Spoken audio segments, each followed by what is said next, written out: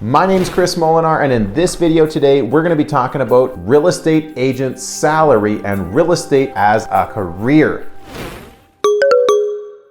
The best thing about being a real estate agent is the fact that you are your own boss. But the worst thing about being a real estate agent is the fact that you are your own boss. Now, believe it or not, if you want to become among the best real estate agents, it's actually not that difficult. Most people get afraid when they hear the fact that most real estate agents do not succeed. Only 1 in 4 agents that start in this business actually become successful agents. But that's because when people are left to their own vices, they often don't do anything. As well as there's a lot of part-time agents or agents that are supplementary as a second income to the household that are not focusing primarily on real estate as a full-time income. So if you literally show up and work 8 hours a day minimum and you do XYZ activities, which I will explain in detail throughout this video, if you do those things, it's very easy to be a successful real estate agent. Yes, there's a learning curve, but it's very attainable. Now, the salary of a real estate agent is actually less than zero. Less than zero.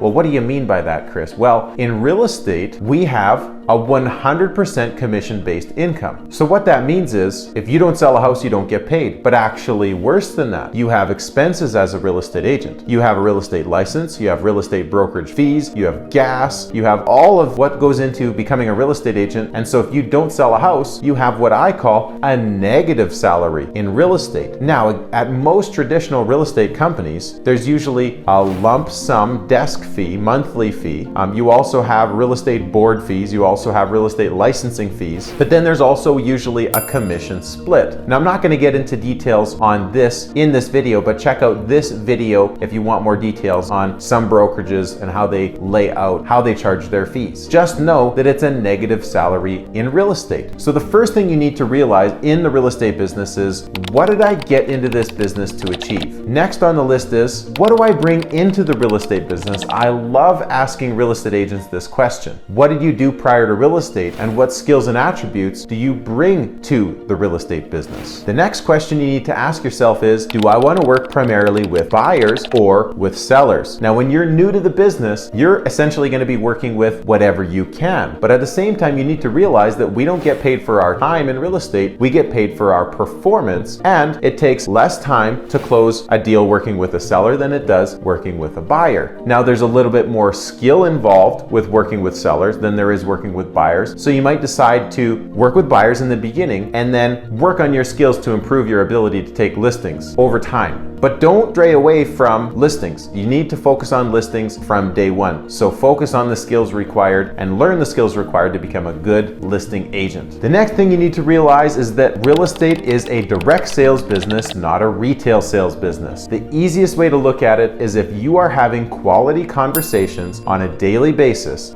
with minimum 5 people per day, you should be able to make $100,000 per year in real estate based on an average commission of around $6,000. If your average commission is higher, you can increase that, of course. If you have more conversations, you can obviously make more money. There is a time management concern involved with being in real estate, which I'll talk about in a little bit here as well. If you were to make $100,000 as a real estate agent, you need to take into consideration the fact that you're going to have, as a rule of thumb, for a solo real estate agent, a budget for approximately 30% expenses, meaning $100,000 in gross income is a $70,000 after expenses. Now, you're also going to pay tax on that. So if you're going to take off approximately 20 to 25% for taxes, what are you left with? Let's just say it's approximately $50,000. Now, of that $50,000, how much of that do you need personally to live? So if it is $35,000 to $40,000, that obviously means you have a $10,000 to $15,000 profit. Now, you'd have to live on a budget to live for that amount in the Western world these days. But my point is, ultimately in business, you're always working to develop a profit. So you need to understand your numbers and you need to track your numbers. And of course, don't forget to pay your taxes. When you're setting a weekly schedule, a very basic way to lay this out to make sure that you are always productive and profitable is to make sure that you do your lead generation activity in the morning. it's easiest to get it out of the way so that you know for sure that you've been productive already, that you've done something to produce income that will serve you as your real estate career continues to grow. The real estate business works in 30 to 60 to 90-day cycles, so you always need to make sure that you're involved in lead generating activity, even if you're out on appointments and doing closings all the time. Next on the list is to do your administrative activity in the middle of your day around the afternoon, and then leave the late afternoon and early evening for appointments. That is the simplest, easiest way to lay out your day. And then of course, on top of that, you should set out a schedule for what you want to do for evenings and weekends. You need to start setting boundaries for yourself even early in the business, even before you start earning large amounts of income, because if you don't, then essentially you're going to be a slave to your job. Now you remember, what did you get into this business for? Do you own your business or does your business own you? If you have more questions about how to improve your efficiencies and how to get more done in your day in real estate, or if you're curious about getting into real estate, feel free to send me a message or book into my calendar below for a conversation on how to be successful in real estate. Thanks for being here today. Don't forget to like, comment, subscribe, and I'll look forward to seeing you on this video